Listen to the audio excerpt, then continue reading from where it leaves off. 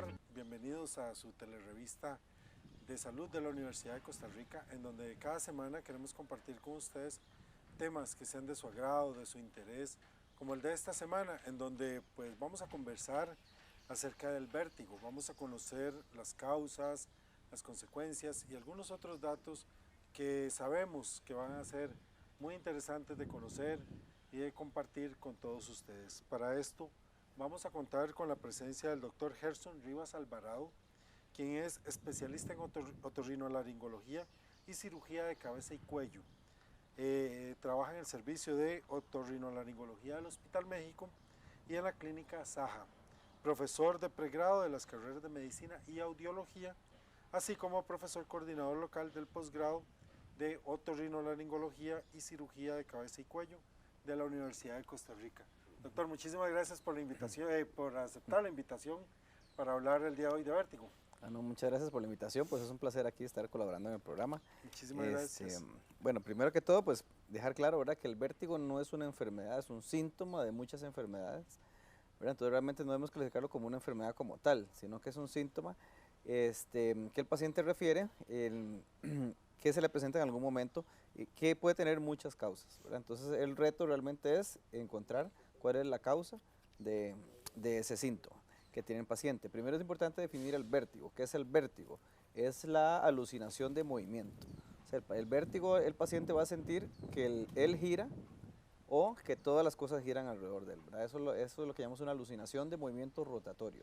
Esa es la definición de vértigo. Doctor, entonces, cuando la persona dice, me estoy mareando, ¿cómo traducir el me estoy mareando? ¿O cuál es la siguiente pregunta cuando una persona dice me estoy mareando? Se lo digo como para que la misma persona se lo haga. Sí, normalmente a la hora de hacer el interrogatorio del paciente, hacemos por lo menos, tratamos de clasificarlo en 3 tipos la sensación del paciente, ¿verdad? Pues es algo muy subjetivo. Tratamos de clasificarlo en vértigo, si la persona siente que da vueltas sin parar, o que toda la habitación donde está da vueltas sin parar, acompañado de náuseas, vómitos, palidez, sudoración, lo que llamamos síntomas vegetativos. Eso es un vértigo. Después, la inestabilidad es cuando el paciente camina y siente que le mueven el piso, que le hunden el piso o que se desvía para algún lado cuando camina. Eso llamamos inestabilidad. Y el mareo es ya así como el cajón de los chunches, ¿verdad? Generalmente el paciente no especifica cuándo le empieza, cuándo le termina, qué lo desencadena. Generalmente es muy inespecífico o incluso varía. En algún momento es el paciente que siente que las paredes le caen encima, o que siente que se desvanece, o que ve oscuro. Entonces realmente cuando llamamos mareo, generalmente es porque el paciente no puede especificar una sensación, digamos, que sea la misma, sino que varía, fluctúa y el paciente no precisa. El paciente con vértigo real, ¿verdad?, que es un evento que el paciente lo asusta mucho, ¿verdad?, es algo súbito generalmente y es una sensación muy desagradable. Entonces el paciente, si tuvo un vértigo de verdad, el paciente se va a acordar el día, la hora, dónde estaba, qué estaba haciendo en el momento que tuvo el episodio de verdad. El paciente da con lujo de detalles todas lo que estaba alrededor, lo que estaba haciendo, fecha y hora muy específicos, ¿verdad? ¿Cuándo tuvo ese evento? Cuando uno, por ejemplo, encuentra a pacientes en consulta que manifiestan mareos, ¿verdad? Bueno, como usted bien indica, es muy amplio, ¿verdad? No hay como una manera en que el paciente lo clasifica rápidamente, pero muchas veces son mareos muy pasajeros, sintomatología muy rápidamente que resuelven. ¿Es así en el caso del vértigo? ¿Existen crisis tan pequeñas que pasen desapercibidas? Generalmente no. Generalmente el paciente que tiene vértigo va a ser una crisis fuerte que el paciente la debe identificar muy bien. Cuándo le empezó, cuándo le terminó, qué estaba haciendo, qué le disparó la crisis, qué se la alivió. El paciente da con lujo de detalles todo eso, ¿verdad? Eso marca la diferencia. Eso marca la diferencia desde que empezamos a hacer el interrogatorio, ¿verdad? Doctor, ¿y existe alguna edad a la que ya podemos comenzar a pensar o a una edad clave en la que el vértigo se desarrolla? Sí, más que todo por edad vamos a tener diferentes causas de vértigo. En los niños es muy raro que haya un vértigo verdadero, ¿verdad?, de las 3 patologías más comunes que vemos en el adulto. Generalmente cuando un niño refiere vértigo va a ser una migraña vestibular, o sea, van a ser crisis de migraña que el espasmo vascular que ocurre en la circulación cerebral pues afecta a los centros de equilibrio. Entonces el niño puede ser que se queje de vértigo, de un vértigo verdadero con rotación y lo demás o inestabilidad, generalmente asociado a, como un pródromo de la crisis de cefalea. Como un ¿verdad? pródromo es como un Sí, antesala. lo que le avisa al paciente 10, 15 minutos antes, ¿verdad? Como un aura o un pródromo de la Una migraña. antesala, digamos. Que 10, 15 minutos antes de la crisis de dolor viene el paciente, se siente mareo, puede tener de esa inestabilidad hasta un vértigo verdadero con rotación, náuseas, vómitos, y unos 10, 15 minutos alivia esa sensación y viene el dolor de cabeza, ¿verdad? Entonces en niños es excepcional que haya un vértigo como tal en las tres principales causas que tenemos en los adultos, pero básicamente la mayoría de los diagnósticos van a terminar siendo una migraña vestibular.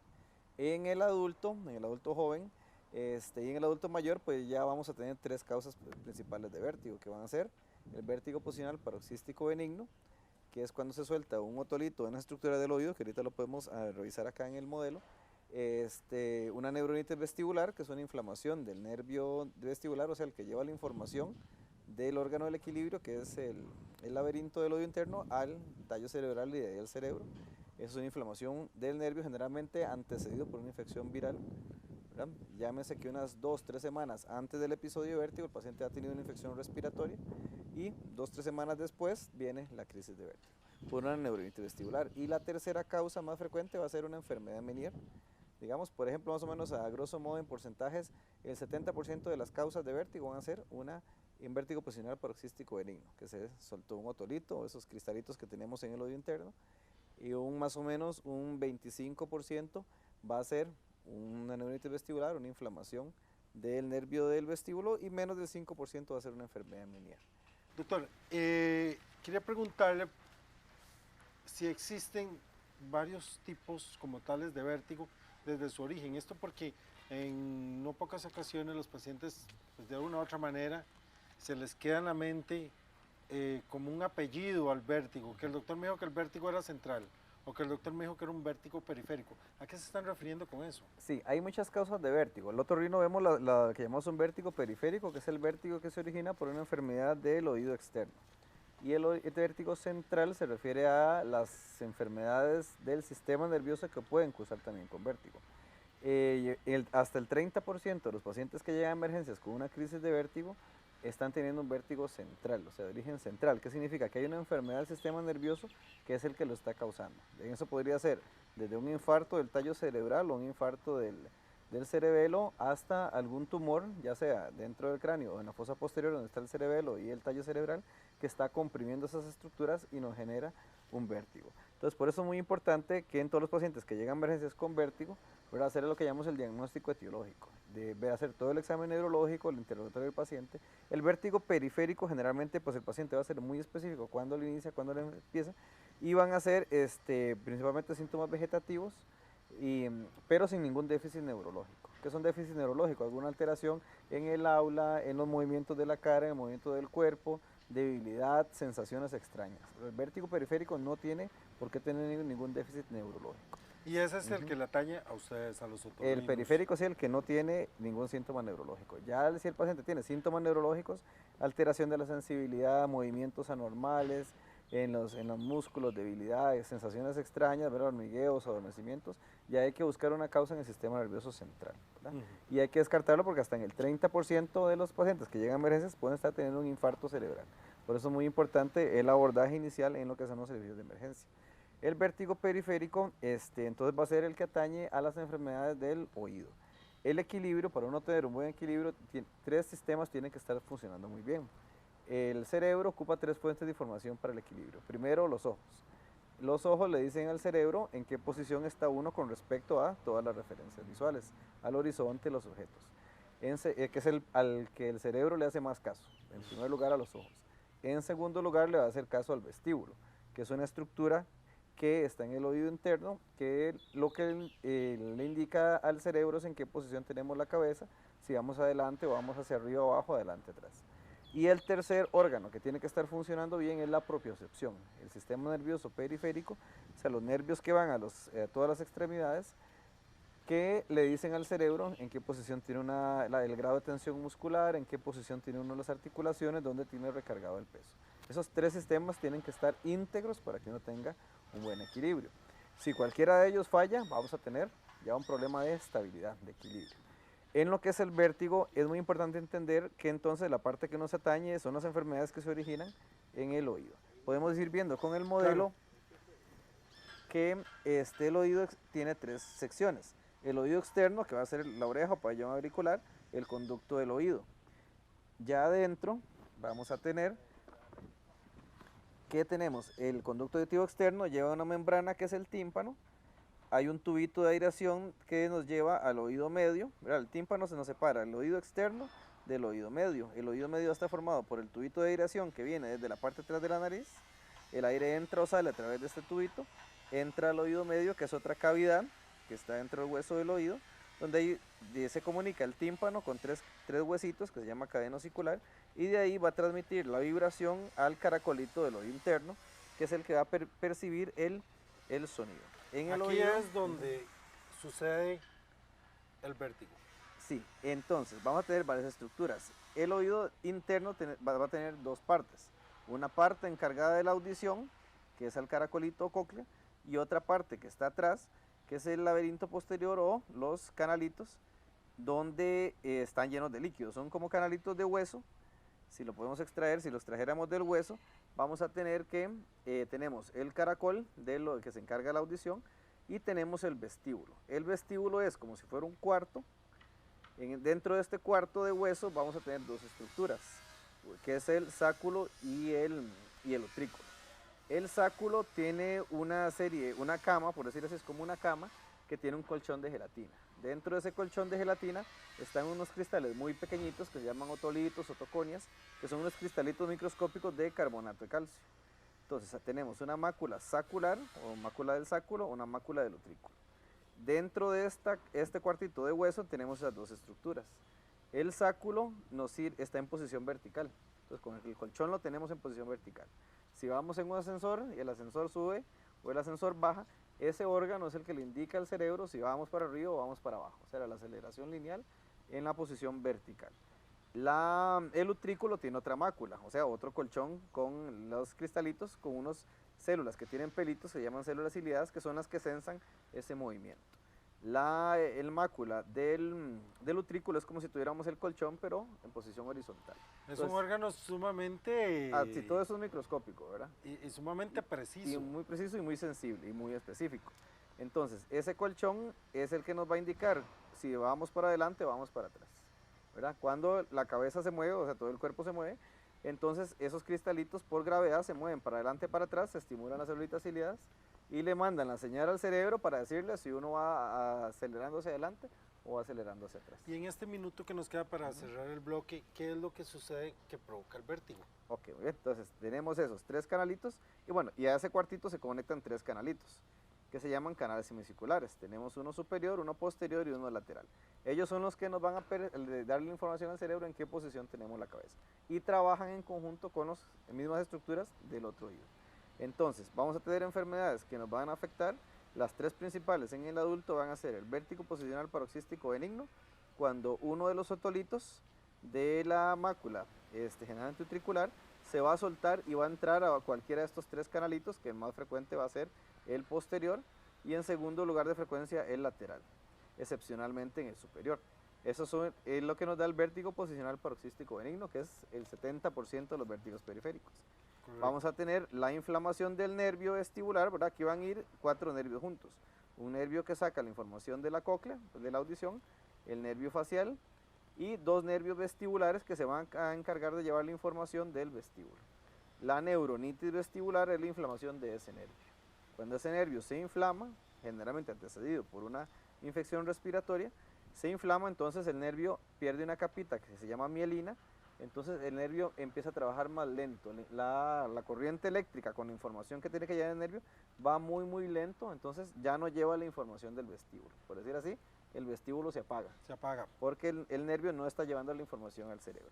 Y la otra causa, que es la neuronitis vestibular, la tercera causa en frecuencia, que es la enfermedad de Meniere, es que dentro de esta cajita de hueso, siguiendo estos contornos, hay las estructuras membranosas que están llenas de líquido.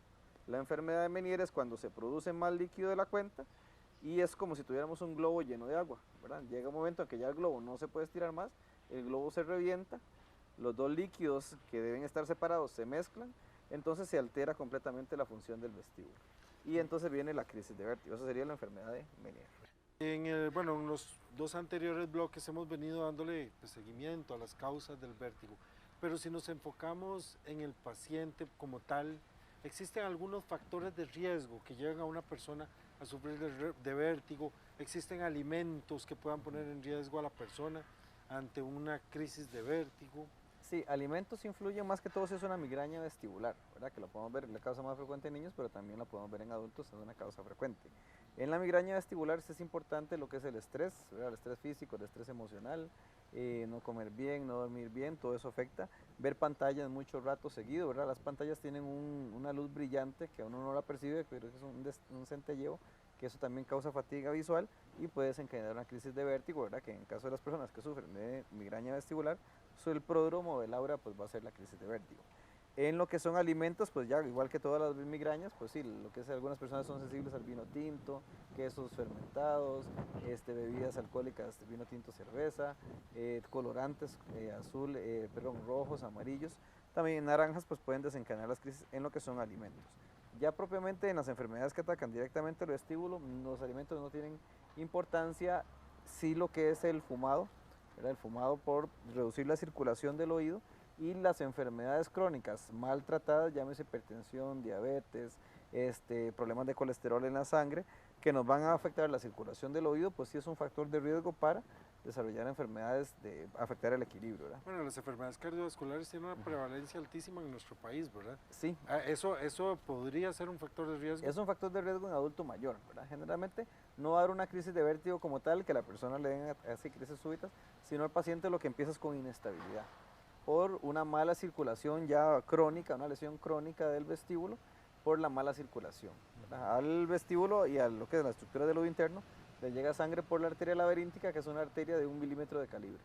Si esa arteria se le hace una placa de colesterol, se reduce significativamente la circulación, entonces va a sufrir tanto el caracolito del oído interno, que es de la audición, como el vestíbulo del equilibrio, ¿verdad? Doctor, si repasamos qué síntomas podemos ver asociados al vértigo, ¿cuáles podríamos poner como en orden de prioridades? Sí, entonces sí, primero la sensación de rotación, ¿verdad? Que para definirlo ya como un vértigo. Después se activa el sistema nervioso autónomo, entonces el paciente va a tener náuseas, vómitos, va a tener palidez, sudoración fría, temblor fino, ¿verdad? Sensación de muerte inminente, ¿verdad? Entonces una sensación que angustia mucho. Hay angustia entonces. Es una angustia muy importante y por eso el paciente describe con lujo de detalles todo lo que pasó, porque es un evento traumático. Eso marca una diferencia muy importante entre un mareo pasajero, pues vagal, por decirlo de alguna manera, sí, y entre ya una crisis de este porque tipo. Su paciente siente que se va a morir, ¿verdad? Entonces el paciente guarda en su cerebro con lujo de detalles todo lo que estaba a su alrededor y el momento, ¿verdad? Realmente el paciente lo da con lujo de detalles. Doctor, ¿algunas veces puede alterar la audición, el vértigo? La audición se puede alterar generalmente en las dos primeras causas, que son vértigo bocina parasístico benigno y neuritis vestibular, no. Es excepcional que se afecte la audición. En la enfermedad de Meniere sí, ¿verdad? Que es menos del 5% de las causas de vértigo periférico. En la enfermedad de Meniere, ese globito, ¿verdad? Que es lo que es el vestíbulo membranoso, que está dentro de la cajita de hueso, es como un globo lleno de agua que está en esta estructura, como si estuviera también sumergido en agua. Es un globo lleno de agua, dentro de un globo de agua, dentro de una caja de hueso llena de agua también, ¿verdad? Entonces el globo se empieza a llenar, cuando ya no se puede estirar más, se revienta, se mezclan los dos líquidos que son endolinfa y perilinfa. Entonces ahí es donde viene la crisis. El problema es que tanto el laberinto membranoso del caracol de la audición como el laberinto membranoso del vestíbulo se unen por un mismo túnel. Entonces, si se revienta el globito lleno de agua dentro del laberinto, también va a afectar la presión de ese líquido en el resto del sistema. Entonces nos va a afectar la audición. ¿Qué significa? Que la persona que padece enfermedad de Meniere, con cada crisis va a perder audición. Después de que ya se resuelve la crisis a los días, recupera un poquito de audición, pero nunca va a volver a audición normal. ¿Qué quiere decir eso? Que cada crisis de vértigo va a ir, pierde audición, recupera un poquito. La siguiente crisis pierde más, recupera otro poquito, pero cada crisis va a ir dejándole una secuela. Entonces esa persona sí va a cursar con una pérdida progresiva de la audición. ¿Cuál es el pronóstico que ustedes usualmente ven en los pacientes que sufren vértigo? O sea, es decir, la calidad de vida de ellos, ¿cómo va a ser a futuro? Sí, generalmente lo que es el vértigo posicional paroxístico benigno, que es cuando un otolito en un cristalito se suelta del cuarto, ¿verdad? Y se viene a los túneles, generalmente se hace el diagnóstico con unas pruebas que llaman pruebas vestibulares y se hacen maniobras de reposición, movimientos de la cabeza para hacer que ese cristalito vuelva al lugar donde tiene que estar. Generalmente, si se logra reposicionar el otolito con éxito, realmente el paciente va a mejorar rápidamente con solo la maniobra. Se le dan ejercicios de rehabilitación vestibular para que otra vez los oídos se coordinen a trabajar juntos y generalmente en pocas semanas el paciente va a estar asintomático. Es poco frecuente que vuelva a tener otra crisis. Es poco ¿verdad? frecuente. Es poco frecuente cuando es un BPPV o un vértigo posicional paroxístico benigno. Porque ya tendría que llevarse un golpe en la cabeza o alguna otra cosa que haga que otra piedrita se suelte y se vuelva a meter en los carritos. Entonces tiene un buen pronóstico. Es la segunda causa, que es la neuritis vestibular. Entonces generalmente, como es inflamación del nervio, lo que se da son antiinflamatorios esteroideos por unos días, de 10 a 15 días para desinflamar el nervio. Y generalmente entonces en pocas semanas ya el paciente va a recuperar su actividad normal. Entonces también tiene un buen pronóstico. La enfermedad de Meniere es la que tiene, digamos, por dicha, de las tres más importantes, la menos frecuente, sí va a tener un pronóstico ya más variable entre personas. ¿Verdad? Hay personas que generalmente tienen una crisis de Meniere al año, una crisis de Meniere cada 2 años, ¿verdad? Entonces, solo en ese evento pues pasa mal unos pocos días. Hay personas con enfermedad de Meniere más severa que tienen crisis muy seguidas, hasta una vez por mes. Tienen crisis que los incapacitan por una semana completa, ¿verdad? Entonces son personas que sí afecta mucho su calidad de vida, sus actividades laborales, porque va a implicar que esa persona va a estar incapacitada una semana al mes de todas sus actividades, ¿verdad? Llámese laborales, personales, familiares. Entonces sí puede llegar a ser muy incapacitante y progresivamente va a ir perdiendo audición. Entonces la enfermedad de Meniere, de las causas de vértigo periférico, es la que más secuelas va dejando en el paciente. Y el pronóstico es variable dependiendo de la severidad de la enfermedad en esa persona, que incluso causan lesiones de enfermedad de Meniere muy severa, puede tener el paciente muchos días al mes incapacitado, e incluso ir dejando una pérdida auditiva gradual hasta la sordera. Claro, doctor, se nos quedan pues muchas preguntas aquí en el libreto, pero pues principalmente agradecerle por el espacio que sacó en su agenda para compartir con todos ustedes un tema que nunca pasa de moda porque siempre tenemos familiares o seres queridos que en algún momento han sufrido alguna crisis de mareo, vértigo y bueno, ya aprendimos un poco más y pues la invitación abierta para que en el futuro nos pueda acompañar. Con mucho gusto.